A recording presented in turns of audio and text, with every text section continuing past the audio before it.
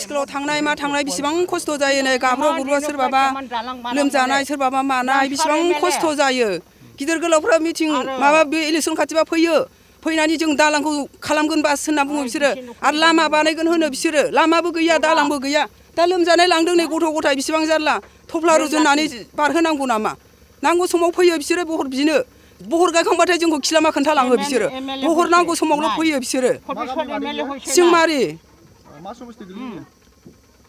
28 नाङाबाथाय खिलामा खोन्थालांसै बिसोरो होमबा मा जोङो हाग्रामा सारनियावबो जों होबोदों 17 बोसोर जों होबोदों हाग्रामा साराबो जोंनो होआखै आरो दा नै गोदान प्रमद बर' साराबो बिबायनाय समाव होनबाय लामाखौ जों मोजां खालामगोन दालांखौ जों मोजां खालामगोन होनना बुंबाय बोरो बेबो दा खिलामा खोन्थालांबाय प्रमद बर'आबो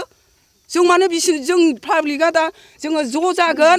जाय मानसिया बे लामाखौ बानायो जाय मानसिया बे दालांखौ बानायो जों रायजो गावबुरायानो आसि थुयै थुयै जाय मानसिया दालां बानायो लामा बानायो जों होहोगोन सेस आसि थुनानै गासिबो जाय मानसिया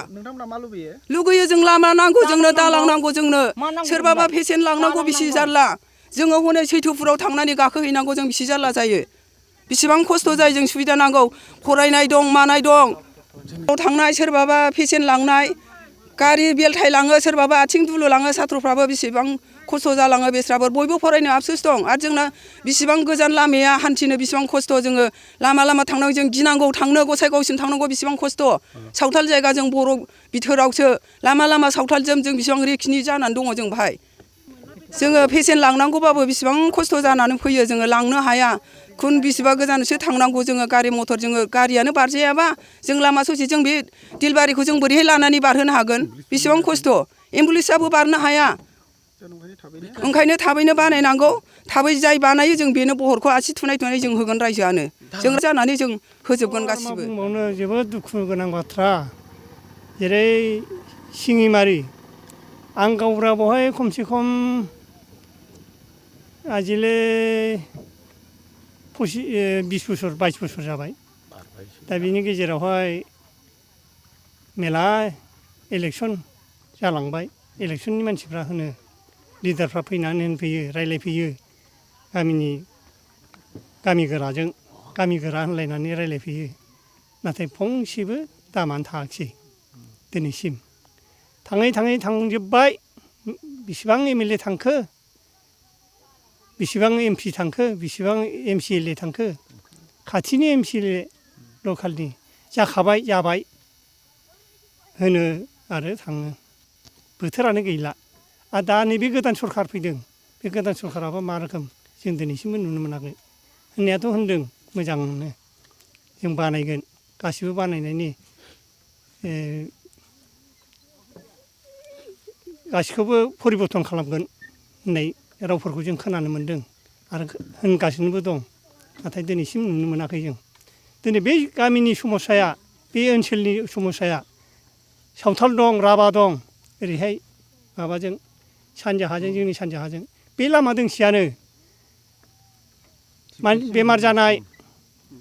लोमजानाय साजानाय बे लामा दैज्लां बोथोरावहाय दाथ' मेसें बोथोर बे मेसेङावहाय एसेबां मानि माबा जाबावानो दाबोथ' समस्या दाबो दैया रानाखैनो एसे एनै दंबावो हाब्रु दैब्रु नाथाय दासिमाव ओरैबायदि खस्थ'जों सोलिनानै दङ बे ओनसोलनि मानसिया ओरै आदिबासि दं राभा दं गार' दं अखा बे दैज्लां बोथोरबाथ' माने थांनो हाबालानो बेमाराबो थैगुलायलाङोसो ओरैबायदिसिम जेरैबो बेखद जेरैबो उसुबिदा लामानो दोंफाल' ओरै बुंखाजों थां बुंखाजोंबो ससे 2 किल'मिटार 2.5 किल'मिटारसो लामाया ओरैबायदि एकदम माने बेथ' जम राजानि लामा बादिसो आरो ओरै गसाइगाव होनना बुंबा जोंहा एकदम उफायहीन ओरैबायदि उफाय गैयै बे गसाइगाव नङा सारा जोंहा एकदम माने गसाइगाव नङाबानो दिनावनो खाना दिनानो गैया माबाया बोथोरानो गैया आरोखि दा मा लुबैयो दा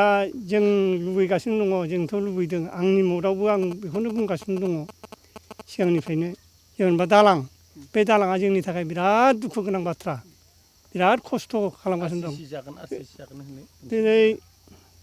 दिनै आं गावब्रा जादोंब्लाबो 22 बोसोर जादोंब्लाबो बे दालांनि बैसोआ खमसे खम 40-45 बोसोरनि खमै बारबायगोनलै ओमफ्राय बे दालाङा दिनैसिमबो बिदियैनो दं गोदो जों खना खांलायलायनाय माबे जुगावहाय बारायनाय बे खुन्थियानो दाबो दं नै उनावसो माबेबा सरखारनि बे BPF दलनि समावहाय नैबे जजखौ होफैनानै होदों ओमफ्राय बे दंफांनि दालाङालाय आरो बेसेथो थांनो गोदोनि बायदि सरखारा बेनि माबा दालांनि माबा दा दानि गोदान सरखारा होनदोंमोन जोङो जेरैखिब्लाबो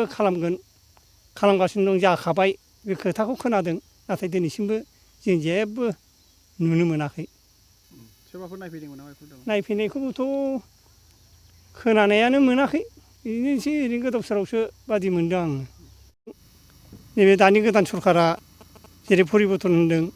बे लामाखौ थाबैनो खालामना होयोब्ला जोबोद गोजोननाय जागौमोन जोंनि ओनसोलनि मानसिफ्राबो रायजो राजाफ्रा बे दालांनि जुनैनो बे लामा दोंसेनि बे लामा दालाङानो ओरैबायदि उसुबिदायाव खोख्लैनानै दं फरायनाय गथ'फोर उसुख बिसुख बेमार आजार